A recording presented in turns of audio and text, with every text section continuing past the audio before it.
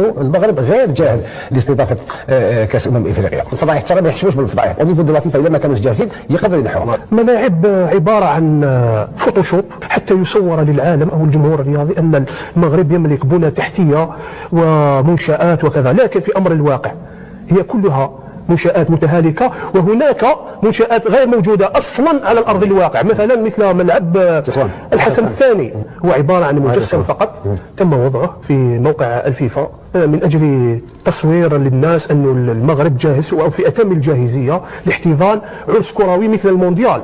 لأن في بعض الإعلاميين قالوا أن المغرب غير قادرة أو غير جاهزة على استضافة كأس أفريقيا أو كأس العالم. لا بالعكس، جاهزة، والملاعب أعتقد جاهزة يعني، والشغل مميز كذلك. تتكلم عن ملعب قادية، تتكلم عن ملعب مراكش، تتكلم عن مركب محمد الخامس، تتكلم عن ملعب مولاي عبد الله في الرباط، تتكلم عن بني سليمان، تتكلم عن اتحاد طنجة او ملعب طنجة.